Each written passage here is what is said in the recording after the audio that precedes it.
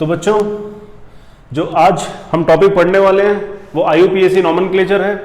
उस IUPAC nomenclature से पहले हम पढ़ेंगे कि कार्बन ही क्यों ऑर्गेनिक कंपाउंड्स बनाता है और ऑर्गेनिक कंपाउंड्स क्या होते हैं। पहले ये धारणा थी कि ऑर्गेनिक कंपाउंड्स लिविंग ऑर्गेनिजम्स में ही होते हैं, बन सकते हैं, लेकिन जर्मन साइंटिस्ट वोलर ने first compound organic compound urea बनाया लेबोरेटरी में, तो उससे पता लग गया कि हाँ, अब ऑर्गेनिक कंपाउंड्स को हम लैब में भी बना सकते हैं। तो उससे पहले बर्जीलियस ने वाइटल फोर्स थ्योरी दी थी, बर्जीलियस साइंटिस्ट ने। उसके अनुसार ऑर्गेनिक कंपाउंड्स लिविंग ऑर्गेनिजम्स में बन सकते हैं ड्यू टू वाइटल फोर्स और गॉड्स फोर्स, जिसको हम गॉड्स फोर्स कहते हैं। तो क्यों ओनली कार्बन ही ऑर्गेनिक कंपाउंड्स बनाता है? इतने सारे वैरायटी ऑफ कंपाउंड्स हैं, कोल, पेट्रोल, हर चीज में कार्बन है, इंसानों में भी, पौधों में भी, पेड़ों में भी है, सब में कार्बन है। तो कार्बन इतने सारे कंपाउंड्स बनाता क्यों है? तो इसके 4 कैरेक्टरिस्टिक्स हैं कार्बन की। ठीक है, क्या क्या कैरेक्टरिस्टिक्स हैं उस कार्बन की? 4। जो पहली कैरेक्टरिस्टिक है वो है इसकी वैलेंसी। ठीक है, इसकी वैलेंसी है ज्यादा, जो कि है 4। ठीक है, carbon is tetravalent. Carbon tetravalent है। ठीक है, अब क्योंकि कार्बन टेट्रावेलेंट है तो 4 अलग अलग एटम्स या मॉलिक्यूल्स या कंपाउंड्स के साथ जुड़ सकता है। ठीक है, देखते हैं कैसे। कार्बन, इसका 6 एटॉमिक नंबर है, 2, 4, लास्ट शेल में 4 इलेक्ट्रॉन है। अब ये जो 4 इलेक्ट्रॉन है क्या करेंगे? ये बॉन्ड बनाएंगे 4 अलग अलग एटम्स के साथ। तो टेट्रावेलेंट है ये। वेलेंट मतलब होता है, वैलेंसी मतलब होता है जो आउटर मोस्ट शेल के इलेक्ट्रॉन्स होते हैं, तो ये टेट्रावेलेंट है। So carbon can form 4 bonds with 4 different atoms और मॉलिक्यूल्स। ठीक है, ओके। दूसरा कारण कैटेनेशन है। कैटेनेशन क्या होती है? ये प्रॉपर्टी होती है सेल्फ लिंकिंग की, है? Self linking property of an atom is called catenation. ठीक है, तो कार्बन है, कैटेनेशन की प्रॉपर्टी की वजह से it can form long chains. It can form long chains and variety of compounds. ठीक है, it can form long chains and variety of compounds. तो 2 प्रॉपर्टी होगी, वैलेंसी और कैटेनेशन। तीसरी है बच्चों हाइब्रिडाइजेशन। हाइब्रिडाइजेशन क्या होता है? Mixing of orbitals to form new orbitals, है ना? तो हाइब्रिडाइजेशन जो कार्बन की है, कार्बन sp3 हाइब्रिडाइज्ड होता है। तो इस वजह से क्या होता है? चारों एटम्स के बीच में सफिशिएंट गैप है ना? टेट्राहेड्रल सिमेट्री होती है, ज्योमेट्री होती है ना? Tetrahedral geometry. अब चारों के बीच में 109 डिग्री का एंगल है चारों बॉन्ड के बीच में। ठीक है, 109 डिग्री 28 मिनट का।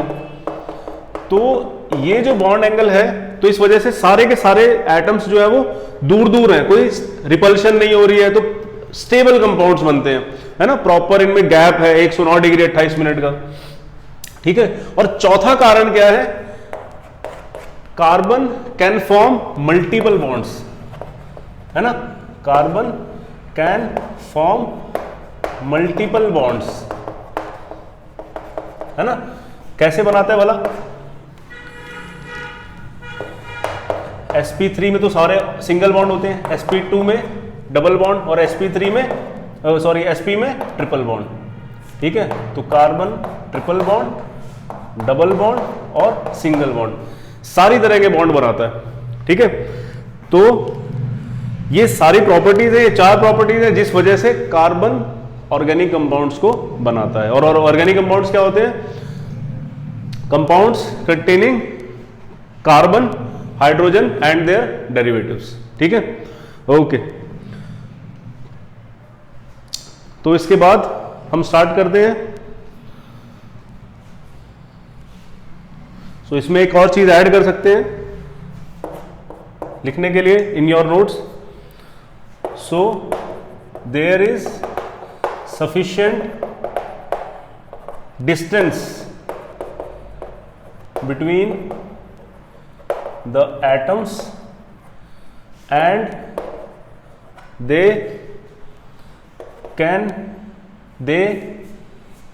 are stable। हाँ, और जो भी चीज स्टेबल होती है वो चीज फॉर्म होती है। ठीक है, तो यहां पे ये स्टेबल है क्योंकि there is sufficient distance between the attached atoms and they are stable. तो अब आगे बढ़ते हैं।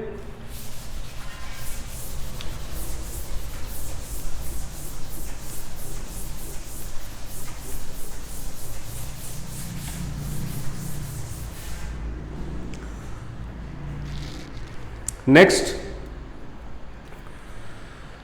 अब कार्बन जो है उसमें कितने सिग्मा बॉन्ड होते हैं, कितने पाई बॉन्ड होते हैं, वो जानना पहले बहुत जरूरी है। तो इधर तो लिखते हैं कंपाउंड नेम। ठीक है, उसके बाद सिग्मा या पाई बॉन्ड। ठीक है, उसके बाद हाइब्रिडाइजेशन, उसके बाद बॉन्ड एंगल। ये चार चीजें पढ़ते हैं। सबसे पहले कंपाउंड का नाम। सपोज सारे के सारे जो बॉन्ड्स हैं वो क्या है, सिंगल बॉन्ड है। ठीक है, तो इस तरीके से ड्रॉ कर लेते हैं। मीथेन के बारे में पढ़ लेते हैं, चलो, है ना। ओके, तो कितने सिग्मा बॉन्ड है, सारे सिग्मा है, 4 सिग्मा बॉन्ड्स।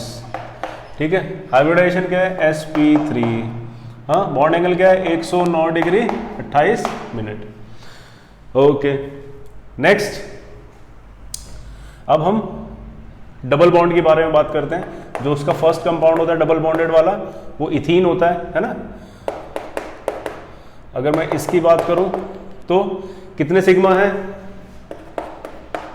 ध्यान करो, ये सिग्मा, ये सिग्मा, हाँ, ये पाई हो गया, ये सिग्मा, ये सिग्मा, ये सिग्मा। तो 1 2 3 4 5, तो 5 सिग्मा बॉन्ड्स और 1 पाई बॉन्ड। ठीक है, हाइब्रिडाइजेशन क्या आएगी, sp2। बॉन्ड एंगल क्या आएगा, 120 डिग्री का। चलो, नेक्स्ट जो हम कंपाउंड पढ़ेंगे वो है इथाइन। ठीक है,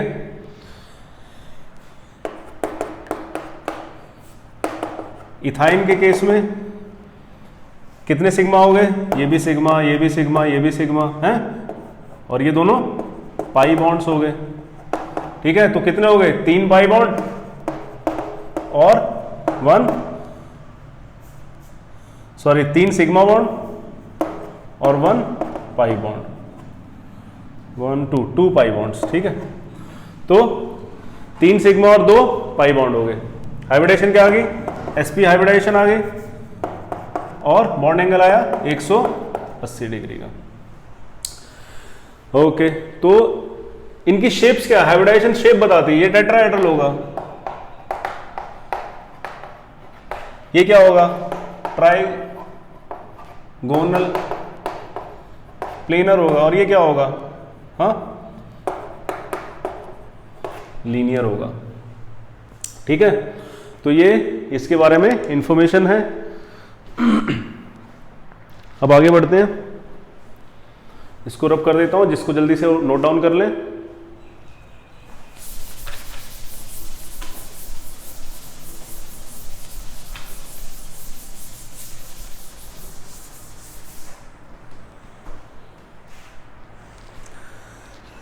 अब जो हम पढ़ने वाले हैं वो जनरल फॉर्मूला पढ़ने वाले हैं। सबसे पहले तो होमोलोगस सीरीज क्या होती है ये पता होना चाहिए आपको। क्या होती है homologous series? Series of compounds having same functional group, ठीक है, same functional group and same functional group and the subsequent member differ by